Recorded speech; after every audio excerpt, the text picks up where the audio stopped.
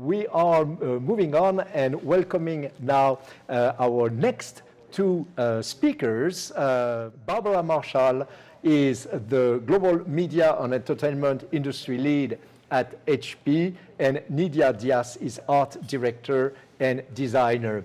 Barbara has spent 30 years in the media and entertainment industries with organizations such as the BBC, Autodesk, Epic Games, and now HP. We know each other for a very long time, and I really would like to say thank you so much, Barbara, for the support that you bring to RTC. You are now the Global Media and Entertainment Industry Lead at HP, which means basically that you oversee initiatives and industry partnerships that drive adoption of Z by HP technology solutions in entertainment content creation. And you created this fireside chat with Nidia Dias, who is Art Director and Designer. You have collaborated with Microsoft, HP, Meta, Riot, and many others. You have created impactful visual for various projects. You have a passion for experimenting with storytelling, and you always bring fresh and super exciting ideas to work. I cannot wait to know more. And Barbara, please take it away. Thanks, Jean-Michel. So, as you say, Nidia Dias is a world-renowned artist, and she's based in Portugal.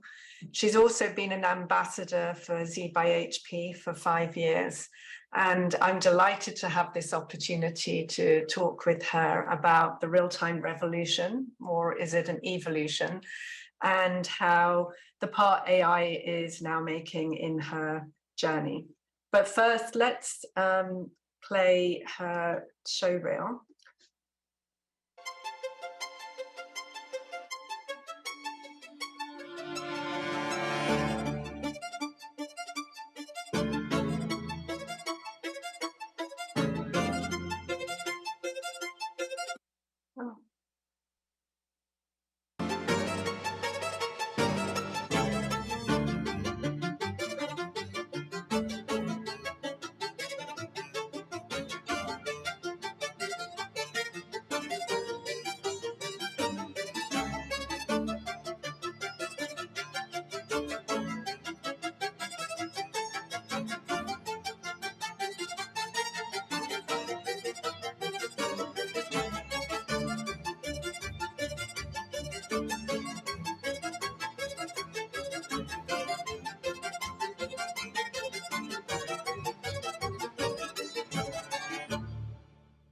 So, Nidia, thank you so much for joining us. I know it's evening for you in Portugal, but can you tell us a little bit about your career, your work, how you've got to where you've got to? Of course, thanks for having me. I've been a designer and director for the past more than 10 years. I work mainly on animation and motion graphics industry, and I'm also, like I said, been an ambassador for the last 5 years. So within these years, I either work directly with studios or directly with clients, and I try to get like the overall feeling and aesthetics for the video as well as storytelling. And then when I have time, I like to dive in like personal projects and try new tools. Wonderful. And can you talk a little bit about your clients and kind of the type of work that you do? Yeah, usually when I'm working, the style that I've kind of developed is become more like in the abstract realm, and where I'm trying to create metaphors to kind of visually explain a concept or a story or showcase a product. So I usually work very close with the client or the studios to really create this narrative and this style. Obviously, I have my own style, but it's all about blending my style and what I think is good, but also with the client's needs and the project. And I know you've started experimenting with real-time technologies. Can you talk about a project you're working on in Unreal Engine and why you decided to go this route?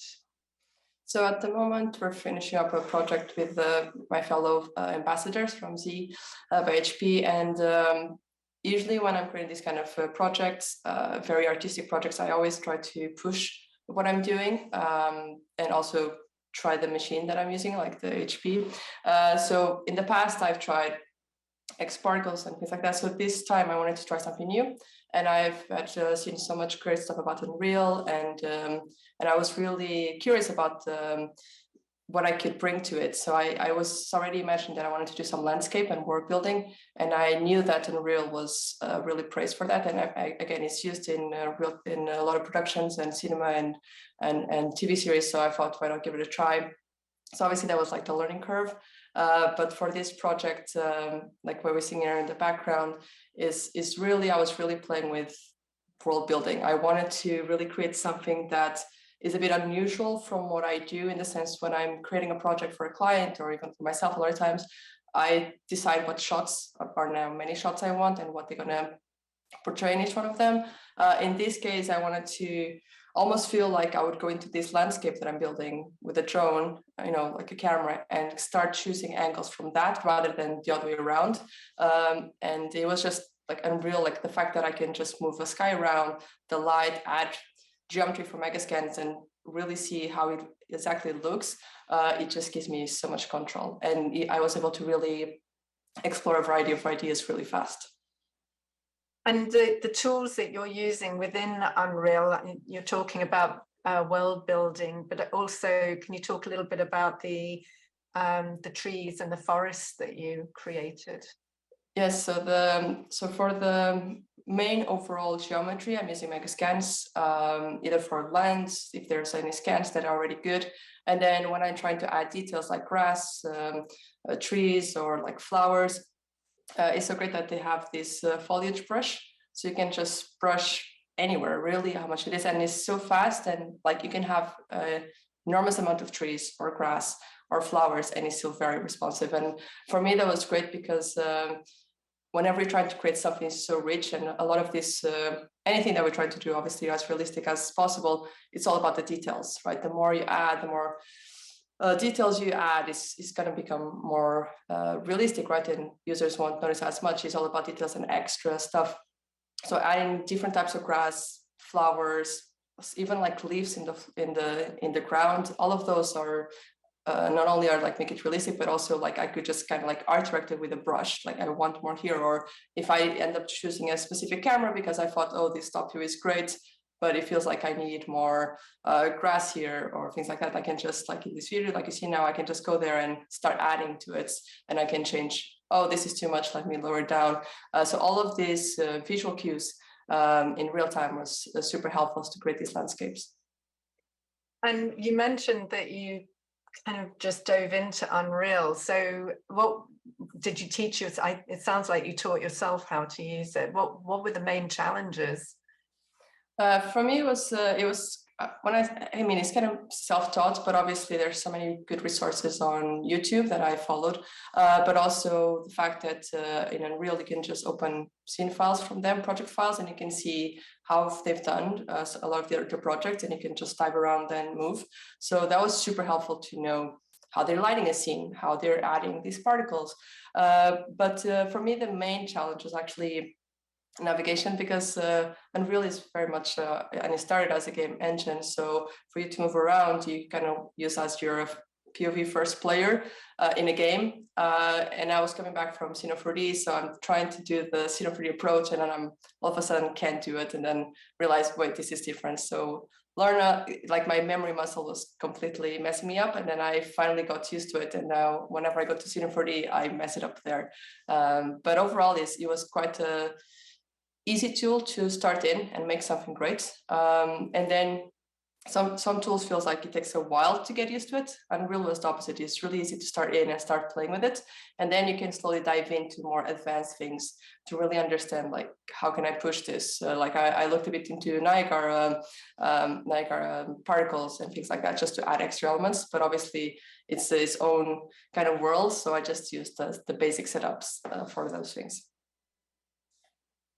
So, well, of course, real time is not just the preserve of the game engine. It's always been the holy grail of artists, I guess, to be able to see in real time what you're doing. And many other software applications have been striving to provide instant feedback to their use to help keep their users in the creative zone. Can you talk about the other software that you use and how it's contributing to the real-time revolution? Yeah, so my main tool has been Senior 4D with Redshift. For the last 10 years or so, it's been evolving a lot. And nowadays with Redshift, it's not obviously as real-time as Unreal, but it's very close, especially when you're looking at it, it's a bit noisy and you can move around. And it just changed how I can quickly create a lot of style frames that I do a lot to like showcase to clients' ideas or even to explore personal projects, how I can just change the lighting, because lighting is a lot in these kind of projects. It's a make or break situation in a way. Like if it's beautiful lit, you will be engaged to it. And with Redshift, I can move a light and I can see how that affects, especially when I'm working with glass and things like that. It's really important to see how it's refracting. And in Redshift, I can do that. In the past, I couldn't. I would, move a light, press render, wait a few minutes. Oh, this is completely not what I wanted to go back, right? So there was a lot of like back and forth and like technical barriers in a way. Nowadays, you get so fast what you're looking for, the lights, the colors, that there's no more that barrier, that technological barrier. So it's all about creativity, what do you want to create, what type of things you want to create, and what colors to use, and what message you bring into it. So you can really focus on what I think is the most important, right? Is the messaging, the metaphor that you're trying to find, that artwork and that design that really speaks to the project. Do you find, it's the age-old debate, isn't it? The more you iterate, the better the results. But with the time that you're now saving because you're getting immediate results, are you finishing jobs faster or are you just filling time with more iterations?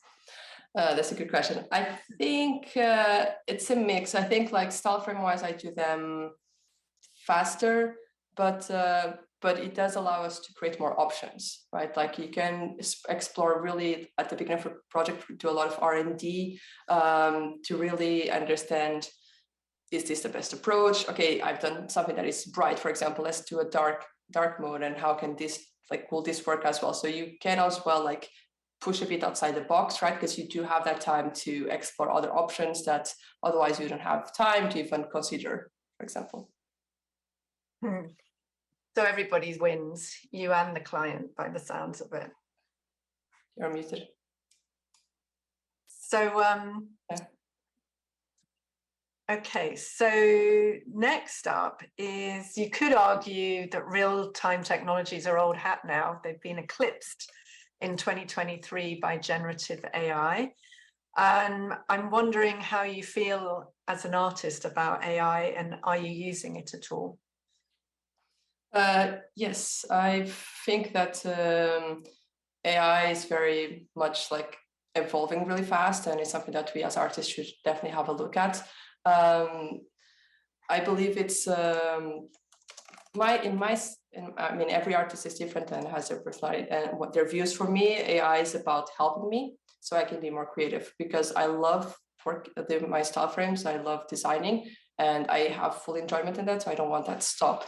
But for me, AI is something that can really help me bridge that moment, make things faster. For example, with this that we're showing in the background, it was just me playing with the idea of for the project that we talked before in Unreal, if I do a landscape, should I put a lake, should not? And this just really is almost like a sketching tool for me, right? I'm terrible at drawing, as much as people think that all designers know how to draw. So for me, this is a really good tool to just quickly, make a landscape. Do I want a mountain? I don't want a mountain. How does it work? Does it look good with the mountain? So those things were obviously super helpful. But then there's a variety of tools that I use that really help me be faster and just focus on my creativity. And can you talk a little bit about some of those tools that you're using? Yeah, so for example, I use Topaz Lab if I need to, for example, deliver something in 4K. I'll probably do a 2K render because it's faster, and I just appraise it. When I'm doing previews for clients already with light and all stuff, but it's not final, I don't want to spend the time rendering and then having to change things. So Sometimes I skip a frame in between as I'm rendering. So half the time, half the frames to render, and then I just tell Topaz to interpolate what's missing there. So those give me like a lot of freedom to just, like batch things to the client, and they can see it full res and high res and things like that. Other than that, I also use ChatGPT. I'm not a native English speaker, but I do have to write a lot of like pitch decks and documents and presentations. And usually in the past, I would have someone from the studio that is native English, like just go through what I've wrote and just make sure that, it's nicely and well written. It has like some nice fancy words. Now I write the same thing, but I just pass it through ChatGPT, and that also helped me not have to always poke someone to just reproof it and things like that. And then in terms of like creating visual imagery, again, I've tried Midjourney just for fun, but again, like I said, I really love creating, so that's not for me. But I've been definitely testing as well Adobe Firefly, everything that they have within their tools. Even this morning, I was trying their Illustrator text to vector, just experimenting what it could do and what really encompasses. But sometimes, for example, I'm editing videos, and one of the things I always had a hard time was cutting the song to the length of like my short reel or things like that. And I would always ask my husband to come and do his magic, because he knows a bit better than me how to make the sound better. And now you have the remix tool, so you just kind of say, I want this length, and he just cuts it for you. So all of those things are really helpful and speeds up time. And we should just point out that the little video that's showing in the background, that's you playing with NVIDIA Canvas. And then maybe just mention, people often like to know which artists are using which machines. Can you just mention which of course. model? Yeah. Yeah, so recently I've upgraded from my Z4 to the HP Z8 Fury with 2 GPUs from NVIDIA, A6000 Ada. And so it's been, my Z4 was already pretty good. And since I direct mainly and design was pretty great, but just the fact that I have this new machine and so much power and speed, that's one of the reasons as well I want to try and really pushing it and seeing what I can do with it. Thanks. And then as we look to the future, what are you excited about or looking forward to trying? I think nowadays there's so many tools coming out. I'm quite a bit of a nerd and always trying all of them. I just sign up for all the betas. But for me, I think there's been a lot of evolution and like image to video. Those seem really fun. Text to 3D models. Interested to try those ones to see how the fidelity is, because I don't like modeling. I suck at it. But again, I think anything that helps. I think like as I've gone for my career, there's always a few things that we wish, I wish I didn't have to do this, right? Or things like that. For example, with Redshift, they have auto sampling, so I don't have to think about it. But the more I progress, I'm hoping that instead of just making generic auto sampling for a scene, that you'd actually, with AI, could make that like the perfect setting, so it renders as good and as fast as it can without me having to go there manually. So those things, again, technically that can help me would be great. But tools like this with NVIDIA Canvas that you can just paint, I know they have, there's a new one, there's Crea, that you can paint and it kind of converts that. I think things like that, like sketching, that helps you like faster kind of get some ideas out. I think for me, that's definitely what I'm looking for, like tools that can enhance my my workflow and really give me time to be creative. I guess it's been the age-old debate, hasn't it? Even the grandmasters of fine art, they had assistants in many cases doing the work. So the question becomes like, is it art or is it craft? Is it the concept? And then it doesn't matter how that concept is brought to life, whether it's by a human assistant or by an AI assistant. But I'm just curious from your point of view, now where